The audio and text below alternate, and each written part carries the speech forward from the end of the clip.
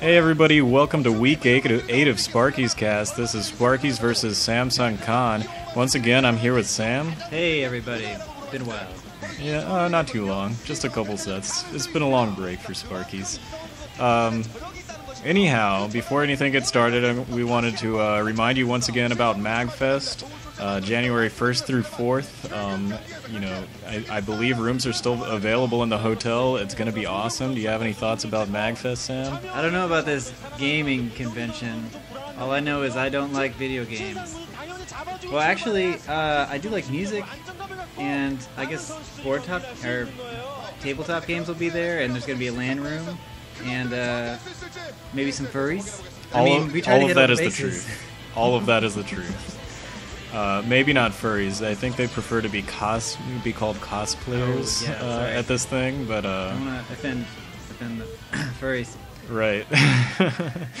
Anyways, I had a question about the LAN room, and like I said in my comments, the LAN, I believe last year was about 50 people. Just as a ballpark guess, I actually usually don't spend all that much time in there because I'm usually in the console room or in the concert room. But I'd love to get more of the StarCraft community to show up there. Hopefully if we can get some attention there, maybe we can get a more high-quality tournament. They usually have sort of thrown-together tournaments at MAGFest, but maybe we can get something with some better players. And maybe if we get some responses ahead of time, we could do some sort of live cast. That would be pretty epic. Yeah, possibly.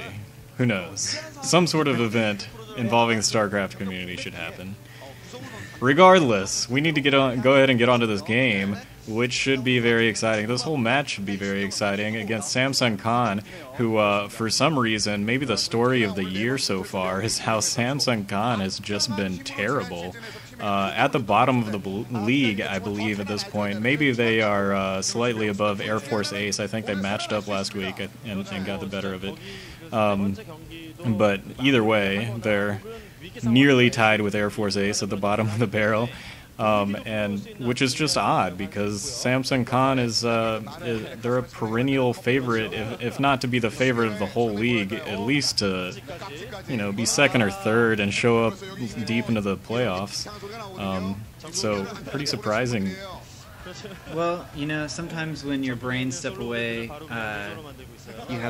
you falter a little bit, but right now it's December, next month is January, and I hear January is making a return. That's right. Apparently Coach January got married and was out on her honeymoon or something for a long time, so I guess she's back now. I did see her in the beginning of this video. I don't think that was included here, but whatever. So maybe Samsung Khan is ready to turn it around now that she's back. Anyways, and still we are 3 minutes into this video, and I haven't mentioned that this is firebathero versus Leta. You don't need to mention that. And just to give you, the stats on the matchup or anything, we've got Leta here in yellow in the southeast position. That's firebathero that we're looking at now. In the red in the southwest, and they are fighting on Fighting Spirit. Firebathero is he's somebody that you either love or you hate, I think, in the StarCraft community, which just because he is that polarizing, I've got to love him. He's maybe a mid-level player, kind of a TVT specialist, so maybe he can fare all right against Leta. Leta not playing the best in the world recently. He's 1-3 this season against Terran, which is not so great. But then again, firebathero is 2-6 overall so far. Firebathero, gosh, I really want to love him. The thing is being a Sparkyz fan, of course, I guess I'm still a little bitter over that. I couldn't tell. It doesn't come across in your voice or in the amount of time that you want to say that you're... Hey, it's for the fans. Everybody loves firebathero. You put firebathero in your video, you're bound to get a few hundred more views or something, right? Well, people love the man flesh. And he does, he brings it. It's true. But yeah, I mean, like I was trying to say, is I'm still a little bit bitter over his rice bowl throwing incident, which, if you don't remember, which is easy to forget, It was against Sparkyz in the Pro League finals, the year that they made it that far. He beat Gogo and then threw a bowl of rice in his general direction and then got naked and went into the sea. At the very least, it was entertaining television. But, grr, that firebathero. Anyways, nothing too special so far going on. It looks like 2 facts, I think, from both players, at least on Leta's side, 2 factories, and both with machine shops. I'm definitely expecting a huge tank versus tank match on Fighting Spirit, primarily because of those wide bridges just outside of the natural expansion allow for siege tanks. They can just sit outside of the bridge and siege into the natural expansion, basically, and it's a little bit Terran Imba. It looks like okay, so there is a deviation. I wasn't paying close enough attention, but firebathero actually is going for a pretty early command center, getting expansion, and he's just now going for his second factory. So Leta's going to have a little bit of a troop advantage right here. He's already got these 4 vultures, and he might be able to do some good harassment with these vultures, although there is 1, maybe 2 tanks out already for firebathero, so I don't know if these vultures are going to be enough to delay that expansion, but he at least should be able to pressure them a little bit. And he's looking to run by. Oh, can't quite get up the ramp. Oh, that's rough. Yeah, I think that's pretty much just blind luck there by firebathero. Oh, very nice. 1 tank getting planted. Excuse me, I'm losing my voice already. Getting planted by those spider mines that Leta got out very early. But yeah, I think that was just blind luck. I think he was just moving his SCVs down to start mining. Maybe he recognized that those vultures were coming. I guess he probably did spot it out with his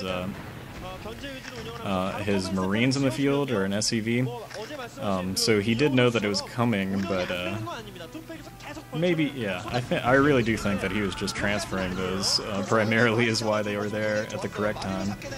Anyways, we're going to see how Leta responds. He's already got his command center building, so he should be catching up, and he's really actually slowing down firebathero quite a lot. There's a lot of mines laid around that natural expansion. If he moves one of those troops just a little bit in the wrong direction, and that might be it. Oh, not quite enough for the tank. Actually, really good. That was nice micro there by firebathero, being able to trigger the spider mines and still target fire them before before they hit all those SCVs on the line. But still a lot of damage getting done. Yeah, he did catch a couple CVs, and he's done a really good job of just holding off this expansion in general. Now we see a comstat coming up, but I'd like to see. It looks like Leta's just now moving his SCVs in there, and of course I think in general firebathero is just a few steps behind offensively and defensively so far in this match, although he has moved to the higher tech items to these factories first, so we'll see if he can counter-offensive here. It looks like he's pushing a little bit. Leta's now going in. He's moving into starport, so I think he's going to pull out some wraiths in the near future. He might just be going for dropships, though. Just a single starport, so probably more likely that it's dropships by now, especially since he, upgraded. He went for the dual upgrades on his vultures very early. Which, it's good. I like Leta playing this aggressively without actually cheesing, Last week he was playing against C, who just brought out his spider senses and, without scouting, I don't think, figured out that Leta was going for his 2-port wraiths and shut it down really quick. This way, he's not going for his 2-port wraiths. He's just going for straight-up 2-factory pressure in the beginning, which really has given, it gave him a little bit of economic delay. He lost a little bit in terms of his vultures, but it's really forcing firebathero to play reactively instead of proactively, which is always a good thing. So, he forced firebathero to build an early armory to get some Goliaths out and build an early academy to get earlier scans, and still doing the economic harassment as well. And now he's going to try to sneak in with some stray vultures. Nice, and clearing out that That natural expansion from SCVs once again getting a couple more SCV kills, and firebathero is frozen in place. He doesn't know whether or not he should go back to defend against this. Instead, he's not. He is pressing forward into Leta, and I think he might have a little bit of an advantage, but he's moving into sieged up tanks, and that's never a particularly great move. Leta also have reinforcing tanks back over the over that wide bridge that I was talking about. And I think that is going to be able to clean up that attacking force, so Leta getting much better out of this than firebathero. I think he might still even have those vultures in the base of firebathero. Maybe some reinforcements finally clear that out. It looks like, yeah, those vultures are gone, but now Leta looking to press his advantage right now, planning another 3 factories.